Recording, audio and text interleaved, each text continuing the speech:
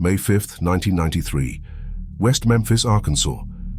A quiet town frays at the edges as three 8-year-old boys, Stevie Branch, Christopher Byers, and Michael Moore, vanish after riding their bikes. The next day, their bodies are found in a drainage ditch, naked, hogtied with shoelaces, mutilated. Police call it a satanic ritual. 3 local teens, Damian Eccles, Jason Baldwin, and Jesse Miskelly, are arrested, convicted, and imprisoned for 18 years. In 2011, they walk free under an Alford plea, admitting guilt while proclaiming innocence. Now, in May 2025, new DNA tests using cutting-edge M-Vac technology could finally name the real killer. This is Darker Unveiled, diving into the West Memphis 3 saga, where truth remains elusive. Were these teens scapegoats, or did justice falter? Stay with us. This story will grip you to the end. West Memphis, a working-class town of 25,000, sits near the Mississippi River. On May 5, 1993, Stevie, Christopher, and Michael, second graders at Weaver Elementary, head out after school. By 6:30 p.m., they're missing. Parents panic. Police search Robin Hood Hills, a wooded area nearby.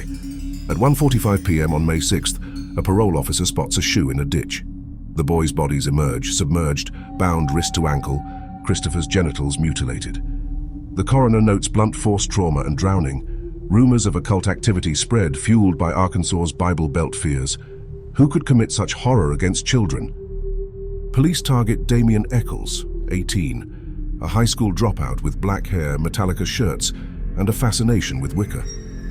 Known for reading Stephen King and wearing a trench coat, he's an easy scapegoat in a town wary of Satanism. His friend Jason Baldwin, 16, a quiet skater, and Jesse Miskelly, 17, with a low IQ of 72, are pulled in.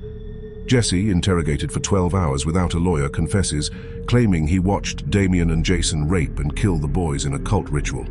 He recants, but the damage is done. No physical evidence ties them to the scene, only Jesse's inconsistent story. Was this a coerced confession? January 1994. Jesse's trial begins in Corning, Arkansas. His confession, riddled with errors, wrong time, wrong weapons, sways the jury. He's convicted of first-degree murder, sentenced to life plus 40 years. In February, Damian and Jason face trial in Jonesboro. Prosecutors lean on occult expert Dale Griffiths, who claims the murders were a satanic sacrifice, citing Damian's library books. A fiber on a victim's shirt, similar to Jason's mom's robe, is presented, but it's common. Witnesses like Vicky Hutchison later admit lying about cult meetings. Both are convicted, Damian to death, Jason to life. Did fear of the devil blind justice?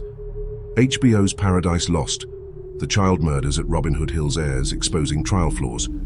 Viewers see no DNA, no murder weapon, and a community gripped by satanic panic. Celebrities like Eddie Vedder and Johnny Depp rally, funding appeals. In 2007, DNA tests find no trace of the West Memphis 3 WM3 at the scene, but reveal a hair on Stevie's ligature, possibly from Terry Hobbs, Stevie's stepfather. Hobbs, with a history of domestic violence, denies involvement. A 2010 hearing stalls when the Arkansas Supreme Court demands more review. Was the real killer overlooked? August 19, 2011. The WM3 enter an Alford plea, pleading guilty while maintaining innocence, and are released with time served. Prosecutors, led by Scott Ellington, avoid a retrial, citing cost and faded memories. Damian, now 36, moves to Salem, Massachusetts, writing books. Jason, 34, studies law in Seattle. Jesse, 36, returns to West Memphis, struggling with stigma. The plea leaves no exoneration, no closure for the victims' families. Pam Hobbs, Stevie's mother, believes the WM3 are innocent. John Mark Byers, Christopher's stepfather once accused, now supports them. Who still holds the truth? May 15, 2025. An HBO documentary, West Memphis 3, A New Dawn, reignites the case, spotlighting new DNA tests. Attorney Keith Crestman, representing Damian, files a motion in Crittenden County to use M-Vac technology, a wet vacuum system that extracts DNA from porous surfaces like shoelaces. In April 2024, Judge David Laser approved testing on ligatures, knives, and clothing, but the state's appeal delays progress. X posts in 2025 buzz, "This could free them for good." The Innocence Project, backing the WM3, cites a 2024 study showing M-Vac's 70% higher DNA yield. Could this unmask the killer? The 2025 tests target Terry Hobbs and David Jacoby, a friend present at Hobbs's home on May 5, 1993. A 2007 hair and 2011 mitochondrial DNA link to Hobbs raised suspicion, but he claims it's incidental transfer. 3 witnesses in 2010 swore Hobbs admitted to the murders, but recanted under pressure. Prosecutors Keith Morrison and Ben Corley argue the WM3's guilt, citing Jesse's confession.